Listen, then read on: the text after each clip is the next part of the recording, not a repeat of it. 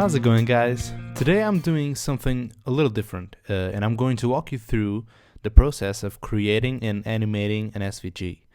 We'll start by drawing it on Sketch, export it to SVG, add it to our website's HTML, and animate it with some simple JavaScript. I've done a couple of different ways in the past, some using just simple CSS, another one with more complicated JavaScript, and this is, in my experience, the easiest and most reliable way to do so.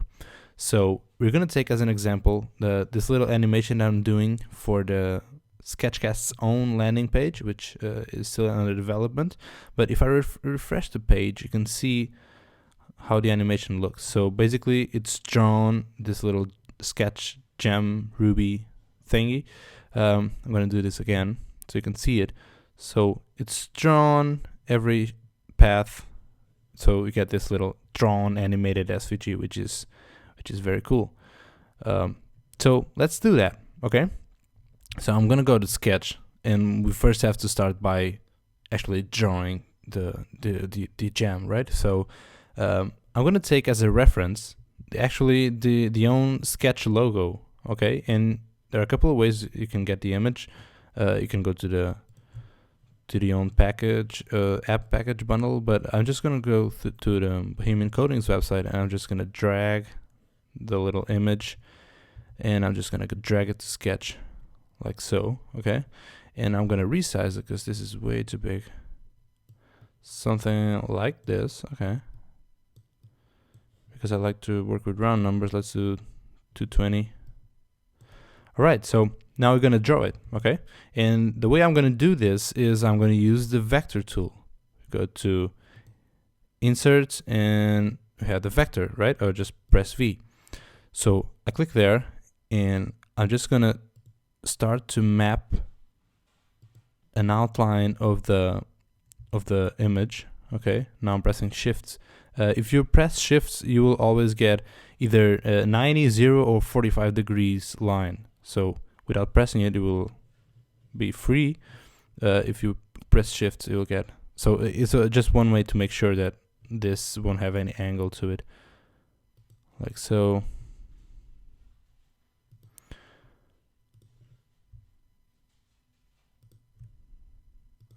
Okay, and for this stage, I'm just gonna do very freely and not gonna be very OCD with stuff. And so I will, after mapping everything, I will come back to it and make sure everything is aligned, everything is the right position.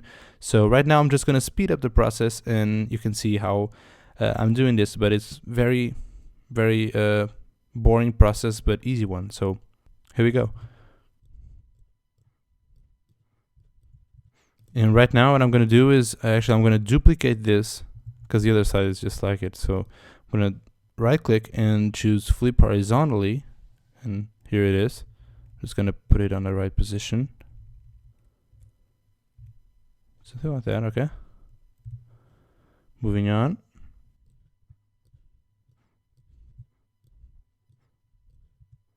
I'm gonna do the same for this one. Again, duplicate and flip horizontally.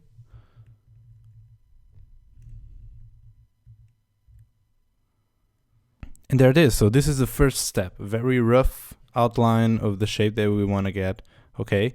And now here comes the very painful, boring part, okay? So as you can see, we have a couple different paths, okay? So we have 1, 2, 3, 4, 5, 6 different paths.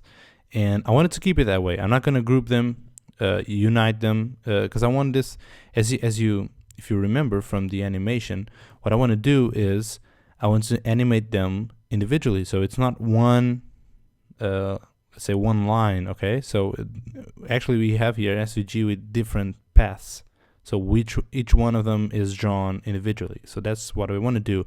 So I'm not gonna unite this. I'm gonna actually work with the different paths, but for them to actually look good, we can see here, for example, right here in this coordinates, we actually have 3 intersections, right? And we have to make sure that everything is in the exact same place, right? So what we have to do now is I'm gonna go corner by corner, right? like corner by corner, I'm going to check the coordinates and, well, two things. Well, first of all, I think fractions of pixels are gross. So every time you have fractions of pixels, I'm just going to delete that. I'm going to round to the nearest number, round number, right? Like so. So that's one thing that I'm going to do. And the other thing is where they intersect, I'm going to make sure they have the same coordinates. So I'm going to speed up the process because this is a pretty tedious one. But if you want something that looks good, well, we should pay attention to this. Okay, so let's speed it up.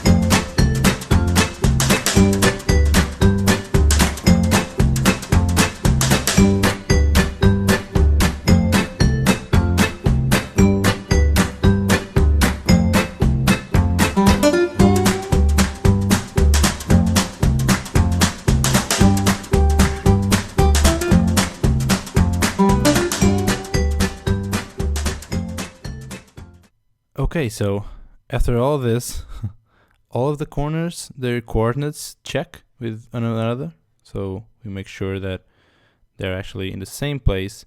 And just to sum up, there's only a couple of things that we still need to do. So as you can see, I wasn't very exact with the coordinates just because I like round numbers, so and even numbers. So every time I can, so this would be, if you check here, so this one I made 650, 305, just whatever. Probably it's like 648 maybe, but I like to keep things. It's just personal preference. You do what you want to do.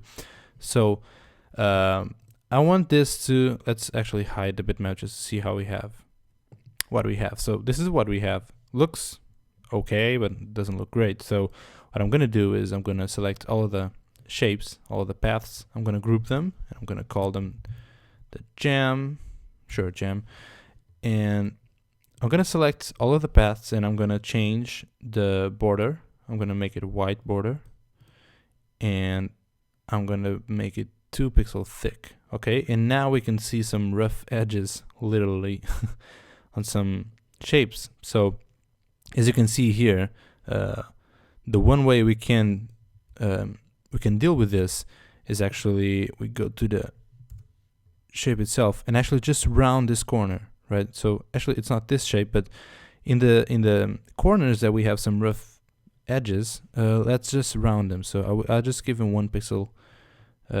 border radius. So to this one, and maybe to this one as well. Let's give it that, and let's select this one. This is the most problematic one. I'm going to select this one, and again 1 pixel border radius. That looks way better. Let's do this one. There you go, and the same on the other side. There you go. Same this one, and for last, this one. Okay, looks way better, right? Okay, so after you are happy with what you have, this is very personal, so you can change maybe 3 pixels, 4 pixels thick, whatever you want. So after you have that, we have the SVG ready to export. So I'm going to select the group. Again, we all know this. Make exportable. Select SVG, and let's export this in a desktop. Sure. Okay, so now we have our SVG. If I preview it here, well, we can't see anything because it's a white SVG on a white background, so never mind that. But an SVG is basically an image, right? So to edit on our code, and I'm gonna show you how it looks like right now. So I'm gonna open localhost. This is how it looks right now. So we're missing the SVG that we just created. So you can add it as a simple image, right? Oh, sorry about that. And just edit source. I'm gonna throw it in the images folder of this project. So it's there. Actually, let's duplicate that. Okay, so it's there. So you can simply summon it and call it as a simple image. So jam.svg. Okay, and there it is. And if we go back to our browser and refresh, there it is. It's our SVG, right? Looks good. But now, if we want to animate it, we can't use it as an image, because you can't animate an image like what we want to do. So the way SVG works is, if you actually open SVG, the SVG file with a text editor like Sublime or TextMate or anything, if you open it, you will see that an SVG is actually basically an XML file with the coordinates of all the paths. It's basically drawing with coordinates. I'm not going to go very deep into this, but if you want to learn more about it, I'll put some links in the show notes. But so what we can do, instead of calling it as an image, what I can do is I'm going to delete this bunch of code, and I'm going to open this SVG here in Sublime. So this is the actual SVG. So we can select this and paste it directly into the HTML. Okay, like so. Okay, and if you want, you can delete a bunch of code like the comments and titles. We don't need that, but for now let's leave it be. And now if I save this and I go back to the browser and I refresh, it's exactly the same, and that's a good sign, right? So we can either call it as an image or just actually paste the code inside the HTML. But now we want to animate it. So again, this is a big rabbit hole, and it's a little out of the scope of SketchCasts, but I want to help you guys. So I'm going to give you a very brief explanation of how we create this drawing animation of SVG, okay? So an SVG has a path, as I told you. And the path, you can, with CSS, you can give it some attributes called it stroke dash array and the stroke dash offset. So I'm going to try to, this is a very good tutorial. Again, I'm going to put this link in the show notes. It's from Jake Archibald, maybe. So the way he tried to explain it, and this is the best way that I found to actually explain this. So we have here an SVG, okay? It's drawn. The dash array attribute, what it's going to do is, and we have this little slider which is going to increase the value of dash array. If you can see, if we increase the dash array, it's going to create, well, it's going to split the image in dashes, right? With the value of dash array is the value, the distance of the dashes, right? So if we keep on increasing the dash array, if we keep on increasing until you reach the point of that, the distance of the dash array is the length of the SVG itself, right? Well, basically you get the original shape, right? Is this making sense? I hope so. And the other one is dash offset. And basically, I'm going to decrease this so you can see it. The dash offset just increases where the dashes start, okay? Does that make sense?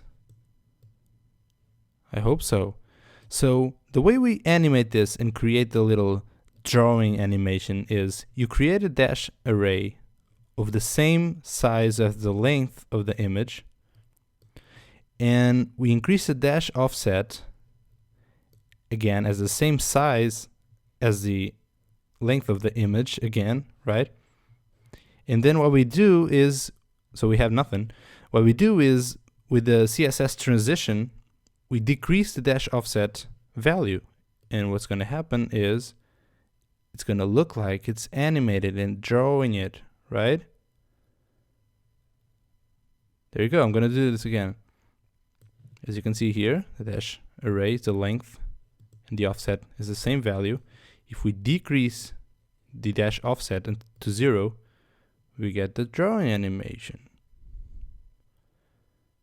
All right, enough of explanation. Again, if you want to dive into this, they have a lot of more examples and a better explanation of this. This is just the way that I found it works for me, because it took me a while to get this.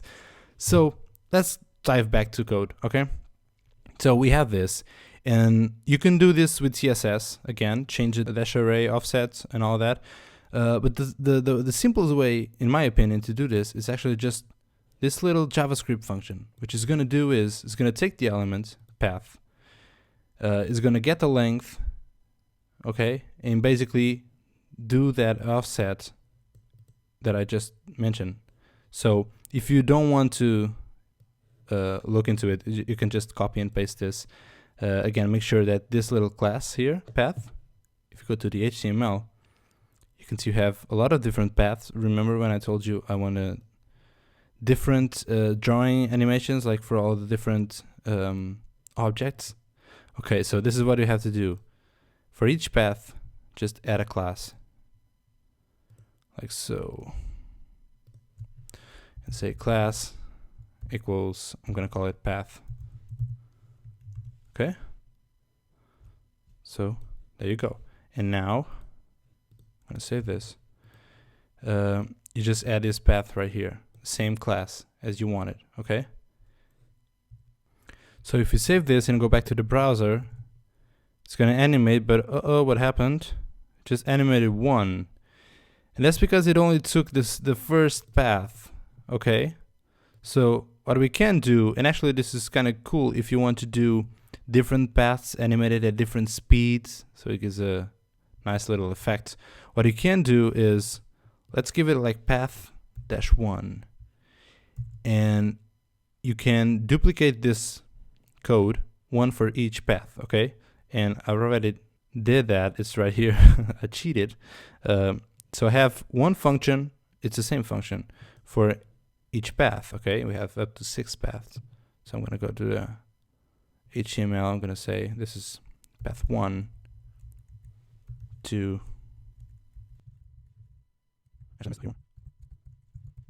and 6. Okay, we can close this. Okay, so you have one for each path, and again you can see here this is the time it takes to animate. So let's, just for the sake of demo, let's put this one 4. So one of the paths are going to take double the amount of time to animate. So if we go back and we refresh, there it is. And you can see this one in the middle took double the time. So we're going to refresh again. Yay, animated. Okay guys, this is it. So to sum up, we created an SVG with a vector tool. Okay, we exported it as SVG. We open the SVG file with a text editor. We copy and paste the code into our HTML. In our HTML, you can see the SVG has different paths for all of the separate objects in the SVG.